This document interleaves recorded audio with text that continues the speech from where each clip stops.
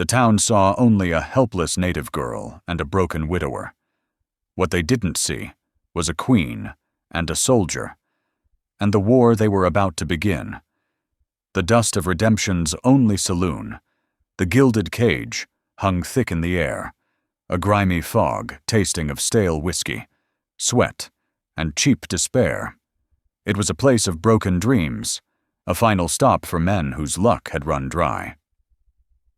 At a shadowed corner table, Elias Thorne polished a pair of spectacles he rarely used, the gesture a nervous habit that did little to quiet the ghosts swirling in the amber depths of his untouched glass. He hadn't sought trouble in the 5 years since he'd laid his wife, Ilara, to rest beneath the lone cottonwood on their homestead. He had come to town for salt and flour, a necessary intrusion into a world he preferred to forget. But peace was a fragile commodity on the frontier, and its price had just been called due. In the center of a jeering circle of trappers and prospectors, a young Native American woman stood cornered. Her buckskin dress was torn at the shoulder, but her chin was held high, a spark of pure defiance in her dark eyes that refused to be extinguished by their taunts. The ringleader, a burly, foul-smelling man the locals called Blackheart Bill, was enjoying his sport. His meaty hand shot out, grabbing the girl's arm, and the sound of her sharp, involuntary gasp cut through Elias's fog of grief like a shard of glass. It was a sound of pain, yes, but also of profound violation. The scraping of his chair against the rough-hewn floorboards was the only sound that dared to challenge the mob's cruel laughter. He didn't draw a gun. He didn't raise his voice. He simply stood. What happens when a man who has buried everything he loves decides to stand for something? The answer was a silence that fell over the saloon, like a shroud. Elias moved not with the quickness of a gunslinger, but with the deliberate, heavy grace of a man burdened by memory. His tall frame, once held ramrod straight with a cavalryman's pride, now carried a slight stoop, as if perpetually bracing against a wind only he could feel. The laughter in the saloon faltered, sputtering out into a tense, uncertain quiet as he approached the circle. The men, fueled by cheap liquor and the cowardly bravado of the pack, turned to face him. Blackheart Bill, with a stained beard and the cruel, piggish eyes of a man who enjoyed inflicting pain, sneered, not releasing the girl's arm. "Well, look what the cat dragged in," he grunted. "The town's ghost. Come to join the party." "Thorne?" Elias's gaze wasn't on Bill, it was on the girl. He saw the faint tremor in her hands, clenched into tight fists at her side. He saw the single, silent tear that traced a clean path through the dust on her cheek. It was a mask of stoic strength, but he knew what lay beneath. He had worn that same mask every day for 5 years. He finally looked at Blackheart Bill, his eyes the color of a winter sky just before a blizzard. "Let her go," he said. The words were quiet, not a command so much as a statement of indisputable fact. They carried no audible threat, yet they seemed to suck the remaining warmth from the room. Bill laughed, a harsh, grating sound that set Elias's teeth on edge. "Or what? You'll quote scripture at us? She's a savage. Thorne, we're just teaching her some manners about where she's welcome." The other men shuffled their feet, their drunken courage beginning to evaporate under Elias's steady, unwavering gaze. They were followers, dogs who only barked when their master gave the signal, and their master was beginning to look uncertain. "I said," Elias repeated, taking one more slow, deliberate step forward, his shadow falling over the girl like a protective cloak. "Let her go." He still hadn't raised his hands. His worn coat was open, showing the plain shirt beneath. No gun belt, no Bowie knife. He was just a man. But there was something in his stillness, a promise of absolute finality, that was more threatening than any weapon. It was the stillness of a boulder resting at the peak of a mountain, stable for now, but containing an immense and terrible destructive potential. Blackheart Bill, for all his bluster, felt it. He saw not a grieving farmer, but a ghost of something older, something harder. He hesitated, his grip faltering for a fraction of a second. It was all the opening she needed. In a movement too quick for the eye to follow, a blur of buckskin and fury. The woman twisted, stomping down hard on Bill's instep with the heel of her moccasin. A sickening crunch echoed in the sudden silence. As he roared in pain and surprise, his hand flying from her arm to his shattered foot. She spun away from him and directly behind Elias, using his tall frame as a shield. The saloon was stunned into absolute silence. A girl who had looked like a helpless victim had just crippled the strongest brute in the room, and the town's quiet widower now stood as her willing protector. Elias didn't flinch. He simply held his ground as Bill hobbled, his face purple with a mixture of agony and pure rage. "You'll pay for that, both of you," he snarled, his hand reaching for the hilt of the large knife at his belt.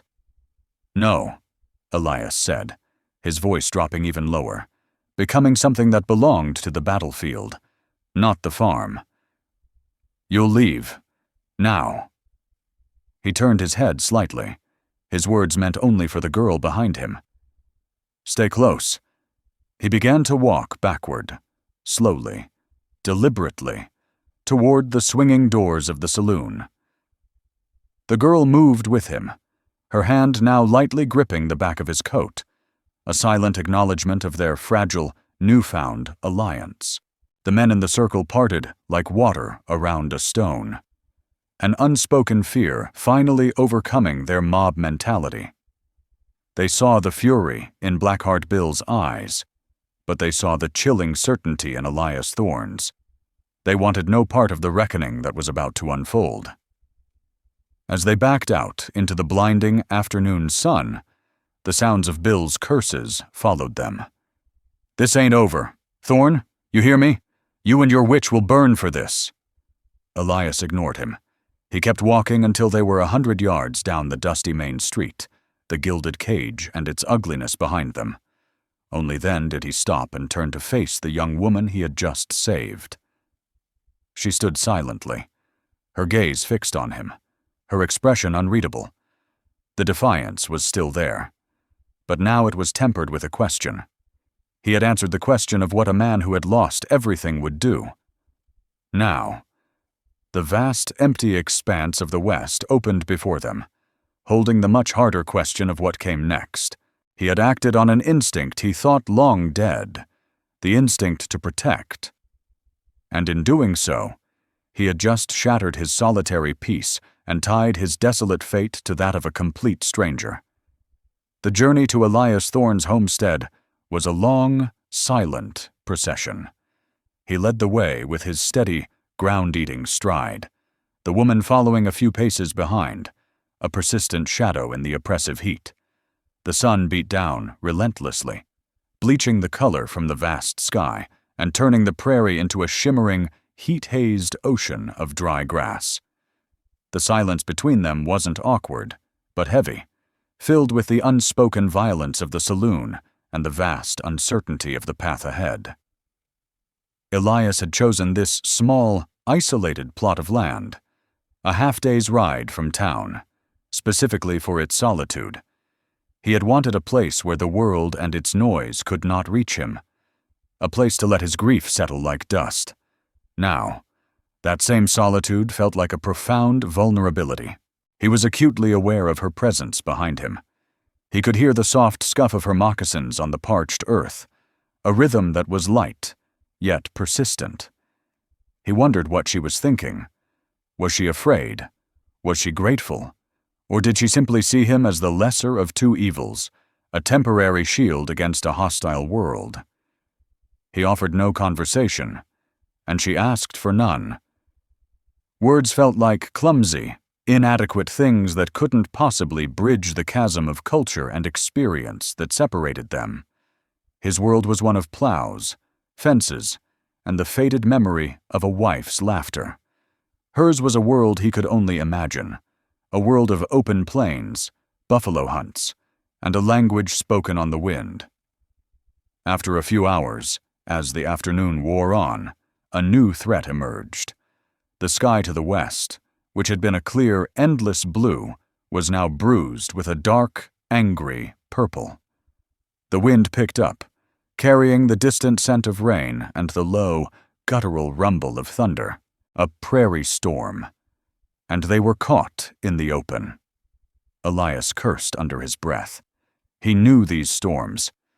They could unleash a terrifying fury of lightning, hail, and flash floods that could turn a dry creek bed into a raging river in minutes. He scanned the horizon. His eyes narrowed.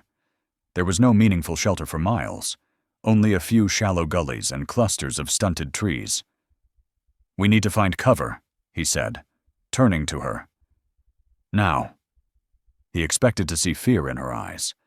Instead, he saw a keen, focused awareness, an alertness that matched his own. Her gaze wasn't on the horizon, but on the ground. She was scanning the landscape with an intensity he didn't understand, her head tilted as if listening to something he couldn't hear. Suddenly, she pointed to a low, unassuming ridge of rock and earth to their right. "There," she said, her voice clear and certain over the rising wind. Elias looked. It was nothing, just a slight rise in the land offering no real protection. "That's no good," he called out, the wind whipping the words from his mouth. "We need something better." She shook her head, her dark braid lashing in the wind as she strode toward the ridge, her pace quickening. "Here," she insisted. She began running her hands along the base of the rock face, hidden beneath a tangle of dry brush. Elias, spurred by the urgency in her tone and the first fat drops of rain splattering like dark coins against his dusty coat, followed her. As he got closer, he saw what she had found. It was a narrow fissure, almost completely obscured by overgrown roots and shadows. An opening no wider than a man's shoulders, looking like nothing more than a coyote den. "It will be dry," she stated, already pulling away the brush. He was stunned. From a distance, it was invisible. It was a shelter only someone who knew how to truly read the land would ever find. He had lived here for 5 years and had ridden past this very spot 100 times, never noticing it. Her survival skill, born from a lifetime of intimacy with this harsh wilderness, had just revealed itself to be far superior to his own. Without hesitation, they worked together, pulling at the stubborn brush as the sky opened up. The rain came down in a torrential sheet, and a bolt of lightning split the sky, followed by a deafening crash of thunder. They squeezed into the crevice just as the storm broke its full fury upon the prairie. Inside it was dark and smelled of damp earth and stone. It was a tight space, barely a cave, but it was dry. The roar of the storm was muffled, a distant, angry beast. They sat in the near-total darkness, their shoulders almost touching. He had saved her from the cruelty of men, and she had just saved them both from the fury of nature. The silence returned, but this time it was different. It was a shared space, a testament to their new, unspoken partnership. They arrived at the homestead as dusk began to bleed purple and orange across the horizon. A small, solitary cabin nestled in a shallow valley. It was a simple, sturdy structure he had built with Alara, a shrine to a life that no longer existed. Bringing another woman into this space, especially a stranger, felt like a betrayal. "You can stay here for now," he said, his voice rough with an emotion he couldn't name. "It's safe." He led her inside. The interior was sparse but clean. A stone fireplace dominated one wall, a simple cot on one side, a small handmade table with 2 chairs on the other. But her eyes were not on the room.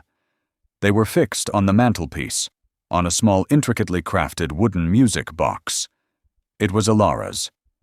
He had made it for her, trying to offer some small kindness to bridge the silence.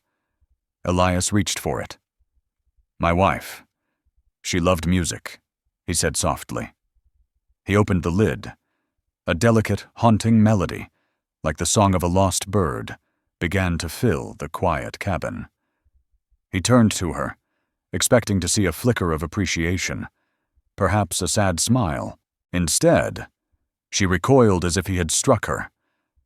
Her face, which had been a mask of stoic control since he'd met her, suddenly crumpled. A wave of raw, visceral grief washed over her features. Confusion, disbelief, and a deep, soul-shattering pain that seemed to come from a place long buried. She stumbled back a step, her hand flying to her mouth, her eyes wide with a terror that looked through the music box and into a past he couldn't see. The melody hadn't just triggered a memory. It had unlocked a cage. As Elias watched, frozen in place, a single guttural sob escaped her lips, the sound of a spirit breaking. The fragile peace of the homestead was shattered 2 nights later. A sliver of moon hung in the inky sky, offering little light, and even less comfort. Inside the cabin, a tense quiet had settled since Anya's reaction to the music box. She had retreated into herself, her silence deeper and more troubled than before. A fortress Elias could not breach. He had given her his cot, taking a bedroll on the floor by the cold fireplace. He lay awake, listening to the night sounds, the chirp of crickets, the distant howl of a coyote, his mind churning. The ghosts in the cabin felt more active than ever. His, and now, it seemed, hers too. The first warning was subtle. The nervous whinny of his horse, Samson, from the small corral. It wasn't the sound of an animal spooked by a predator, but the anxious sound of one sensing the approach of men. Elias was on his feet, in a single, fluid motion, an economy of movement that belied his quiet farmer persona. He grabbed his old Spencer rifle from its pegs on the wall, the worn metal cool and grimly familiar in his hands. A glance at the cot showed Anya was already awake, her eyes wide and alert in the gloom. She hadn't made a sound, but she had heard it, too. The wilderness had taught her to listen with her entire being. "Stay down," he whispered, his voice a low command. "Away from the window." He crept to the edge of the window, peering through a small gap in the calico curtain Ilara had sewn so many years ago. His heart sank. At least 5 figures on horseback were silhouetted against the ridge, moving slowly, deliberately toward the cabin. One of them was large and broad-shouldered, the shape of Blackheart Bill unmistakable even in the dark. The tavern brutes had come for their revenge, and they had brought friends. Elias's mind raced. The homestead was isolated, miles from any help. The cabin was sturdy, but it was just wood and stone against a pack of armed men seeking blood. A cold dread. The kind he hadn't felt since the war. Tried to grip him, but then he felt a flicker of something else. A deeply buried instinct honed on the bloody battlefields of a war he tried every day to forget. The farmer receded. The soldier emerged. "They've blocked the front," he murmured, more to himself than to her. "They'll expect me to fight from here." He turned from the window and looked at Anya. She was crouched low, her gaze flicking between him and the door, her body coiled like a spring. There was no panic in her eyes, only a fierce, focused readiness. In that moment, he knew he wasn't protecting a helpless victim. He was with a partner. "The back window," he said, his voice clipped and precise, the voice of a cavalry sergeant. "It leads to the woodpile. Can you move through the dark?" Without a sound, she gave a single sharp nod. "Good. Get to the tall grass by the creek bed. Do not engage. Create a diversion only if I give the signal. The signal will be the call of a screech owl, Can you do that?" Again. She nodded. The level of trust between them was absolute, communicated in near silence. He was trusting her with his plan. She was trusting him with her life. He watched as she moved to the back of the cabin, a shadow flowing through other shadows. She slipped through the small window with a grace that was almost supernatural and vanished into the night. Now, he was alone. A harsh voice called out from the darkness. "Thorn, we know you're in there. We've come for the witch. Send her out, and we might just let you live." It was Blackheart Bill, his voice thick with malice and the promise of pain. Elias raised the Spencer rifle, its weight a grim comfort.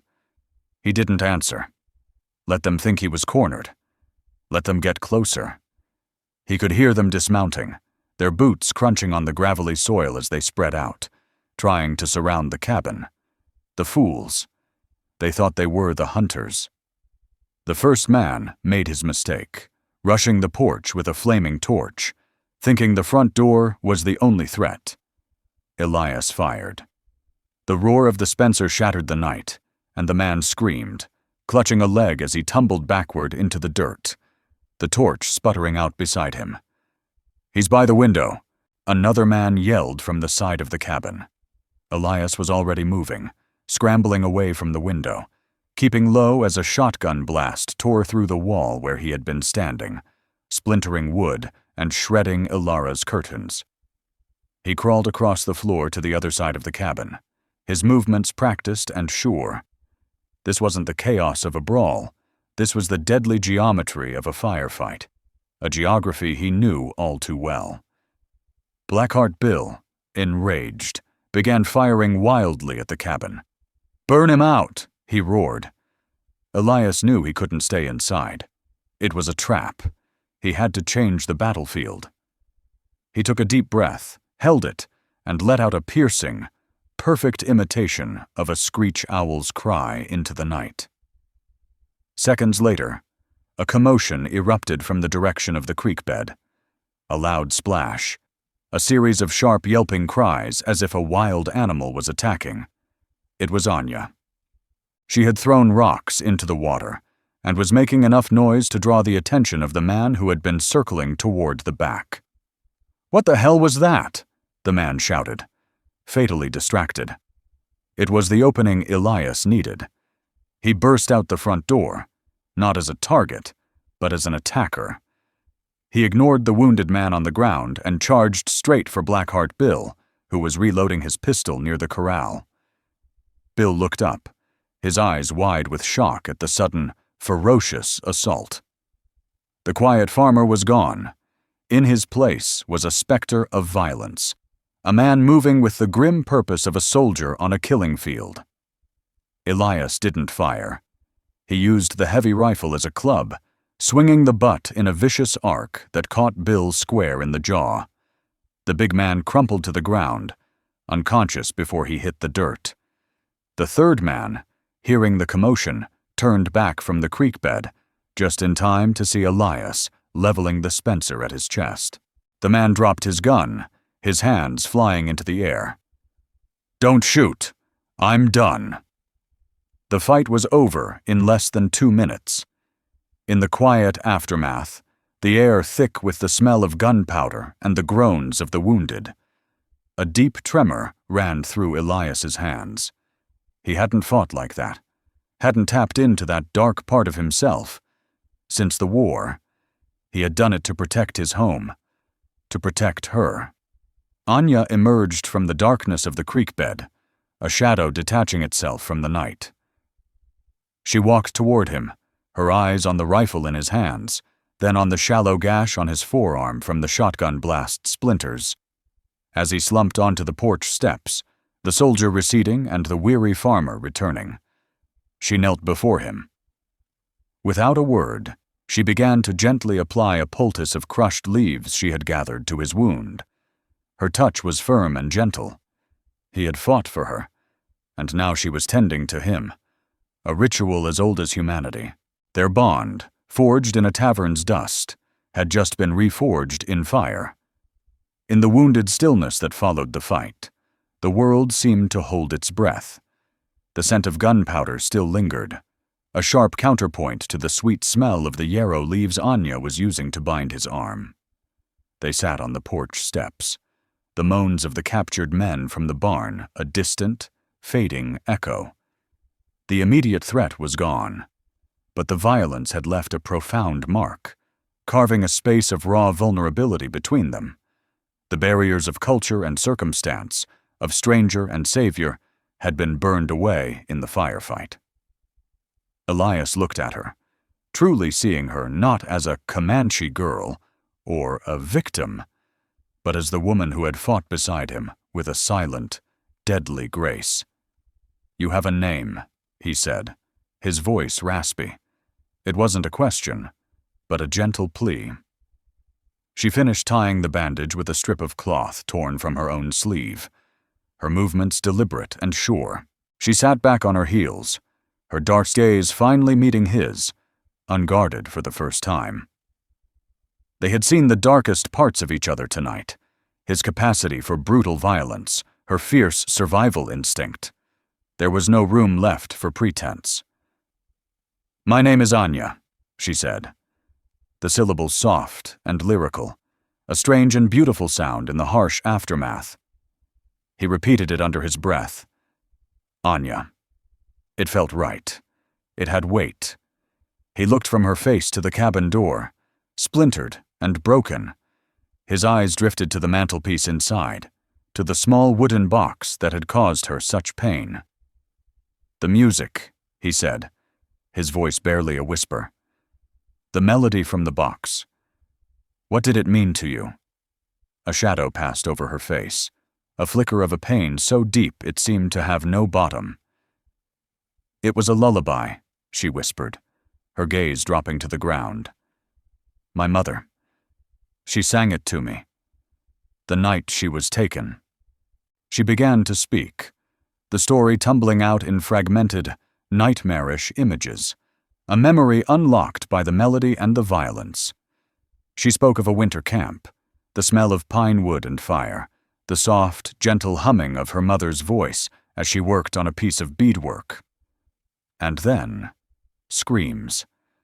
The thunder of horses, not the sound of the herd, but the heavy, shod hooves of cavalry mounts. She remembered the image of a dove, not carved in wood, but embroidered on the cloth her mother was holding, clutched in a small, terrified hand. The lullaby. Her mother's voice was cut short, replaced by shouting in a language she didn't understand. And then a terrible, final silence. As Anya spoke, a cold, sickening horror gripped Elias. He felt the blood drain from his face. Every detail was a hammer blow to his soul. The winter camp by the frozen creek, the raid at dawn, the chaos and the fire. He remembered it all, a memory he had spent years trying to bury in alcohol and isolation. He had been there. A young private, barely a man, terrified and just following orders. He remembered his sergeant shouting to clear the lodges. He remembered the smell of burning hides. And he remembered hearing that same, hauntingly beautiful lullaby coming from one of the lodges. A woman's voice, gentle and serene, singing to a child amidst the unfolding massacre. Then his sergeant had thrown in a torch, and the lullaby had stopped forever. He had lived with the ghosts of that day for a decade, but he had never known their names. He had never seen their faces. Now, one of those ghosts was sitting before him, tending to his wounds. The world tilted on its axis. The music box. A treasured gift from Ilara, a symbol of the only pure love he had ever known. An object he'd kept to soothe his own war-torn soul, was playing the melody of his greatest shame. He had brought the song that heralded her mother's death into his home. He started, his throat closing, the words catching like burrs. "Anya, I was there." Her head snapped up, her eyes wide with confusion. then dawning horror as she saw the self-loathing etched on his face. "I was a soldier," he choked out, the confession tearing from him like a physical wound. "A boy. I heard the song, your mother's song, and then it was gone." He was no longer her protector. He was a monster from her past, the faceless, uniformed demon who had ripped her world apart. His desperate act of protection in the saloon was not a random act of kindness. It was a cosmic joke, a cruel twist of fate that had brought him face to face with the living consequence of his own history. His quest for quiet redemption on this lonely patch of dirt was a lie. He had not escaped his past. He had just invited it into his home. The dawn brought no relief, only a harsh gray light that exposed the grim reality of their situation. Anya had retreated to the far side of the cabin, the space between them now a chasm of shared trauma. His confession hung in the air, a poison that tainted every shared glance, every silence. Around mid-morning, a lone rider appeared on the ridge. Not a predator, but something almost as feared on the frontier: the law. The man rode tall and straight in the saddle, his badge glinting in the morning sun. It was Sheriff Brody, a decent, world-weary man who had known Elias for years and had mostly left him to the solitude he so clearly craved. Brody's face was a grim mask as he rode up, his eyes taking in the scene with a practiced, weary glance. The wounded man tied up by the corral, the splintered wood of the cabin, the locked barn from which faint groans could still be heard. His gaze finally settled on Elias, standing on the porch like a man awaiting his own execution, with Anya a silent, watchful presence in the shadows behind him. "Elias," the sheriff said, his voice heavy as he dismounted. "I was hoping the rumors weren't true. Looks like trouble found you after all." "It was brought here." "Sheriff," Elias replied, his tone flat, devoid of emotion. "I just finished it." Brody sighed, rubbing the back of his neck, a gesture of profound fatigue. "I heard Bill and his crew were harassing a native girl in town. Didn't think they'd be stupid enough to follow you home." He then looked past Elias to Anya, his expression unreadable. "This must be her." "Her name is Anya," Elias said, his stance subtly protective, an instinct that defied the horror of his revelation. "She's under my care." The sheriff reached into his saddlebag and pulled out a rolled-up poster. He slowly unrolled it. It wasn't a likeness of Blackheart Bill. It was a rough sketch of a man Elias had never seen. But the name printed below in bold letters made his blood run cold. "Wanted, Atticus Kane, for fraud, extortion, and murder." "This is who you're dealing with," Brody said, his voice low and serious. "The man you've got tied up in your barn. Blackheart Bill. He's just a hired gun. The man pulling the strings is Atticus Kane, a land baron from back east with a bottomless purse and no conscience. He's been buying up land, pushing people out, using any means necessary." Elias stared at the poster, his mind reeling. This was bigger than a drunken grudge. "Why?" Elias asked. "Why send men after her?" The sheriff's eyes grew grave. "That's the million-dollar question. About a month ago, Kane put out a private, very quiet bounty. Not for a random savage. He was hunting for the last living heir of Chief Black Moon." Elias's gaze snapped up to meet the sheriff's. The name was Legend. "According to my sources," Brody continued, his voice barely above a whisper, "Chief Black Moon wasn't just a warrior. He was the keeper of the original Spanish land grant for this entire valley. They call it the Treaty of the Starflower. It predates the territories, predates everything. If it's real, and if she's the heir, it means the land Kane has stolen, the land the railroad claims, even this little homestead of yours. It all belongs to her people." The pieces slammed together with the force of a physical blow. The attack wasn't about revenge. It was about an inheritance of land so vast it was almost unimaginable. And Anya was the key. The sheriff's face was etched with conflict. Thorne and his men are wanted criminals. I can take them in for assault and attempted murder. No questions asked. That's my duty. He paused, looking toward the shadows where Anya stood. But Kane is another story. He's rich, powerful, and has judges in his pocket. He'll just send more men. Better men. As long as she... He nodded toward Anya. Is believed to be Black Moon's heir. She's a threat to his empire. He will not stop. This was the sheriff's impossible choice, and now it was Elias's. Brody could arrest the pawns, but it would only alert the king that the queen had been found. What Thorne and his men did, coming to your home, attacking you, that's a clear crime on my soil, Miller said, his decision solidifying. I'm taking them in. That's the law. He looked directly at Elias, his meaning clear. But you need to understand what comes next. Kane won't send thugs next time. He'll send killers, or he'll twist the law and come at you with marshals. He turned to leave, then paused, his hand on his saddle. 5 years ago. You came here looking for peace, Elias. I'm sorry it's run out. Whatever you decide to do, you'd better do it fast. The world knows she's here now. As Sheriff Brody rode off toward town with his prisoners in tow, a profound quiet descended on the homestead once more. But it was not a quiet of peace. It was the quiet of a coming storm. Elias looked at Anya, the girl whose family he had helped destroy, who was now the rightful heir to the very land beneath his feet. The fight was no longer just for survival. It was for the soul of the valley itself. 3 days passed in a state of hypervigilance. The confession had not been forgiven. It was too vast for that.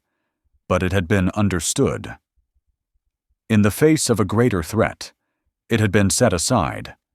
A grim shared purpose replaced the awkward silence. They worked together, fortifying the small homestead not for a life, but for a war. They reinforced the door, boarded up the back window, and created clear firing lines from the cabin to the surrounding terrain. Anya, it turned out, was a deadly archer, crafting a small, powerful bow and a dozen arrows with astonishing speed and skill.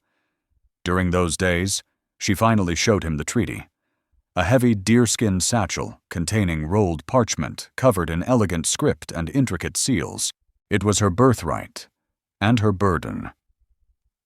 The Treaty of the Starflower.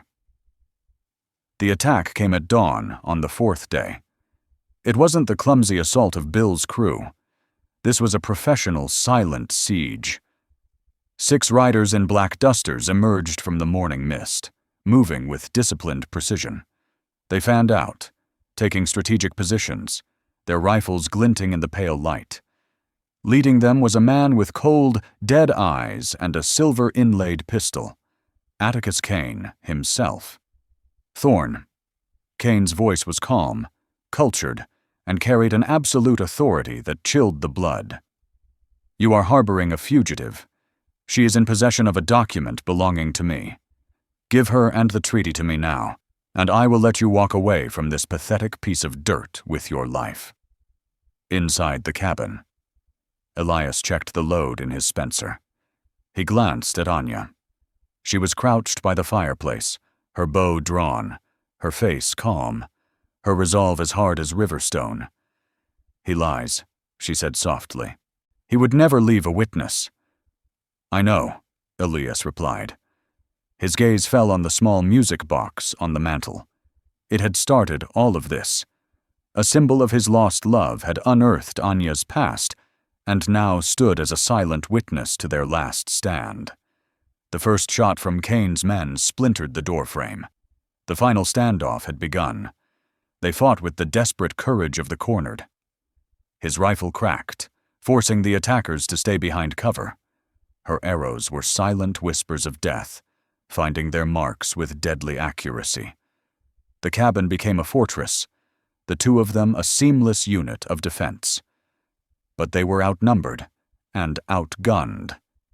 An hour into the siege, Kane's men managed to start a fire on the edge of the roof. Smoke began to fill the small cabin. "It's over," Kane called out, his voice laced with triumph. "Come out with your hands up or burn." Elias looked at Anya, his face grimed with smoke. The heat was becoming unbearable. "I'm sorry," he rasped, coughing. "For all of this? For what I did." "You didn't lead me to this," she said, her eyes burning with an intensity he'd never seen before. She clutched the deerskin satchel. "You led me home. They want the star flower. They will have it." Before Elias could stop her, she unbarred the door and strode out into the open, her head held high, the satchel in her hand.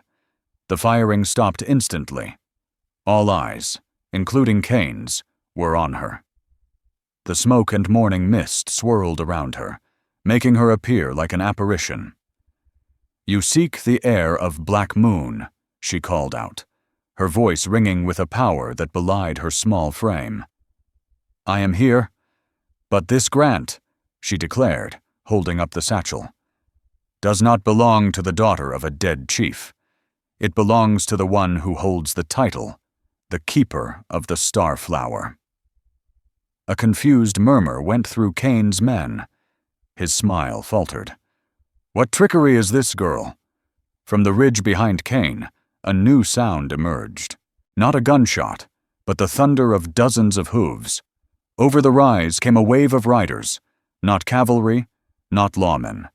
Comanche warriors in full ceremonial paint, their lances held high. At their lead was an older, weathered warrior who rode straight toward the homestead, ignoring Kane and his men completely. He reined in his horse, his eyes fixed on Anya. "The Keeper of the Star Flower has returned," he said, his voice deep and resonant. All the warriors behind him gave a single, unified cry of affirmation. Kane and his men were frozen, stunned into silence. They had come to kill a lone, hunted girl. They were now facing the unified might of the very people they sought to displace. Her title was not just a name on a document. It was a prophecy, a symbol of leadership her people had been waiting for. Elias stepped out of the smoldering cabin to stand beside her, his rifle held loosely at his side. He looked at Kane, whose face had turned pale with the shocking realization of his defeat. He hadn't just lost the valley.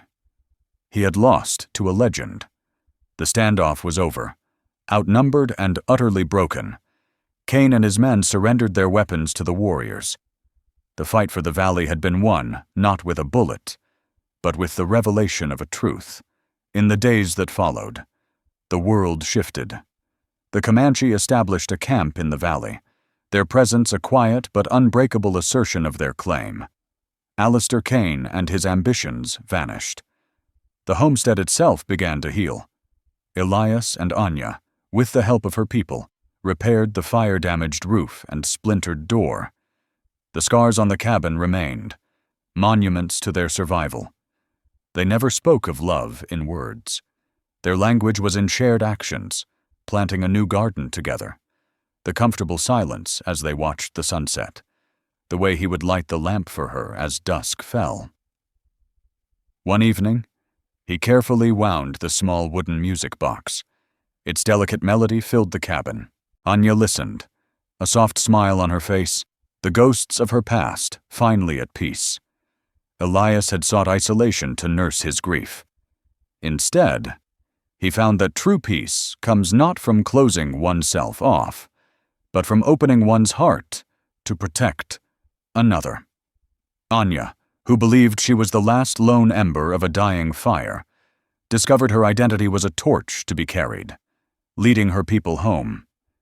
Their story became woven into the fabric of the land itself, a testament that redemption can be found in the simple, unwavering choice to stand for something when you believe everything has already been lost.